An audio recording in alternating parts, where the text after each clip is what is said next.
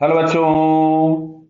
यहां लिखा है each pulley in the figure has radius R and moment of inertia आई।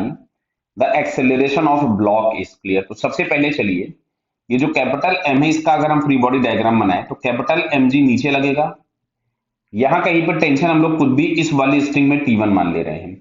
अभी जो टेंशन होंगे वो पुली के इधर और उधर चेंज हो जाएंगे, क्यों? क्योंकि पुली में मास है। क्लियर। यहां वाली स्ट्रिंग में कोई भी टेंशन हम टी टू कंसीडर कर लेते हैं और इस स्ट्रिंग में कोई भी टेंशन टी थ्री। अब ये अगर नीचे जा रहा होगा तो सेम मैग्नीट्यूड ऑफ एक्सेलरेशन से ये ऊपर आएगा और ये इस डायरेक्शन में रोटेट करेगा खुद भी अल्फा से। क्लियर है।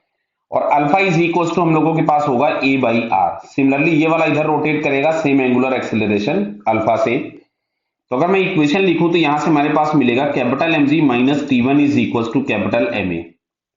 क्लियर हुआ क्या इस वाले ब्लॉक के लिए? अब अगर मैं इस पुली का फ्री बॉडी डायग्राम बनाऊं तो पुली सेंटर के अबाउट रोटेट करेगी। तो पुली पे अगर हम लोग देखेंगे तो T1 इस डायरेक्शन में लगेगा और T2 इस डायरेक्शन में लगेगा। बोलो, क्योंकि टेंशन हमेशा लगता है टुवर्ड द स्ट्रिंग। समझ में आ रही बात? बताइए।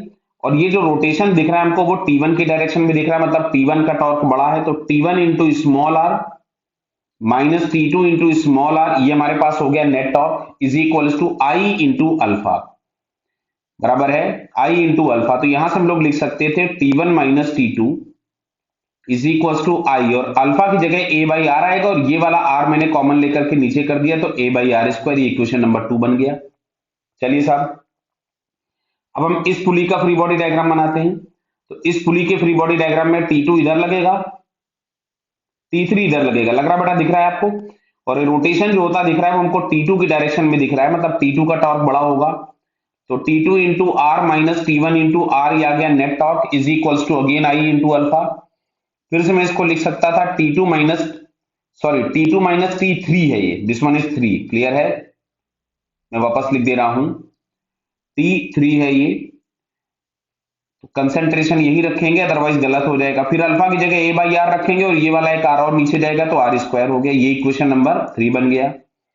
अच्छा, इक्वेशन नंबर 4 हम लोग जो बनाए वो स्मॉल एम का फ्री बॉडी डायग्राम बना ले। तो स्मॉल एम के फ्री बॉडी डायग्राम में अगर आप देखेंगे तो स्मॉल एम जी नीचे है और ये वाला टेंशन T3 ऊपर है, और फाइनली ऊपर जा रहा है तो बड़ा फोर्स हमारे पास T3 होगा।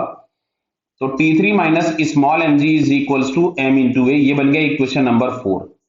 अब ध्यान से देखो, अगर हम लोग सारी इक्वेशन ऐड कर दें 1 प्लस 2 प्लस 3 प्लस 4। क्लियर? तो देखो यहाँ पे T1 माइनस का यहाँ प्लस का कैंसिल हो गया, यहाँ T2 माइनस का यहाँ प्लस का कैंसिल होगा, यहाँ T3 माइनस का यहाँ T3 प्लस का कैंसिल हो गया। तो आपको पास नेट फोर्स मिला capital M G minus small M G. भाई ए कॉमन हम लोग निकाल लेते हैं। ए अगर हमने कॉमन निकाला तो पहली इक्वेशन से कैपिटल एम, सेकंड वाले से आई by R square,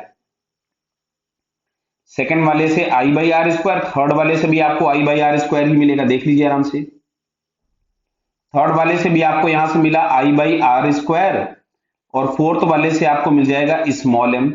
so acceleration के नाम पे हम लोगों को यहां से मिलने वाला है capital M minus small M into G upon capital M plus small M plus 2 I by R square. जरा चेक करते हैं ऑप्शन कौन सा मैच किया ये।